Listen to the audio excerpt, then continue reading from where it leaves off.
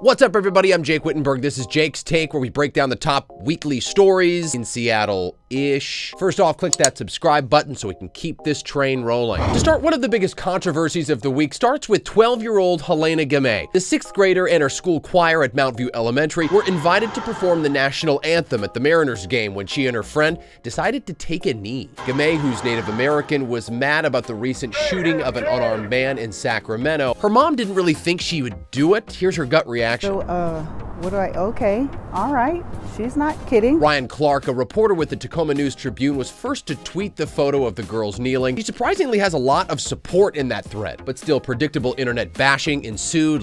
Sadly, these kids are followers and following the propaganda. Many lack education, their America-hating parents and their America-hating teachers must be so proud. Then there's this. Don't know who they are, but they're my new heroes. Mom says she's proud of her daughter. A few things here. One, it's clear now that people will bash anyone for their activism, even if they're 12. And two, I'll personally stand for the anthem, but more power to you, Helena. It's as much your country as anyone else's. What do you think on this one? Post your comment below. Seattle, one of our nation's largest and greatest cities, now has a mayor floating the trial balloon over the idea of tolling city streets downtown. Mayor Jenny Durkin wants to raise the money to reduce traffic and, in turn, reduce greenhouse gas emissions. Just one of several initiatives laid out in her new climate action plan. The mayor, of course, tweeted, she says, "We've come far, but our fight to protect the climate remains urgent. With nothing good coming out of Washington, we can't wait for the Trump administration." This is the latest move in what many consider to be a collective war on cars in Seattle. No American city's ever done anything like tolling the streets downtown, and it may actually need voter approval in the end. And it's a little surprising that the mayor would even endorse this idea, given that tolls are pretty much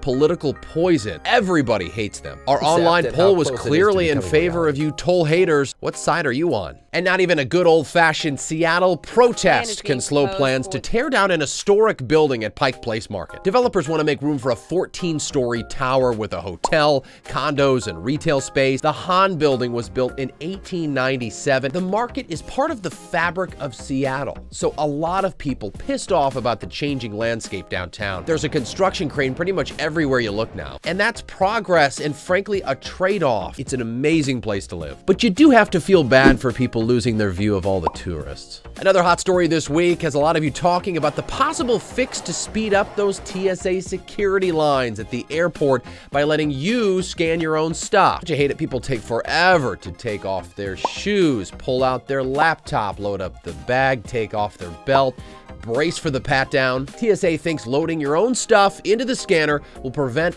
that guy from holding up the entire line. If your bag needs extra screening, it's actually kicked to another agent right away. SeaTac's one of 14 airports to try this, and they say it could speed things up by 30%, making things a little smoother. And now that I think about it, a little smoother is what the TSA agent said in my last pat down. And finally, more big news this week.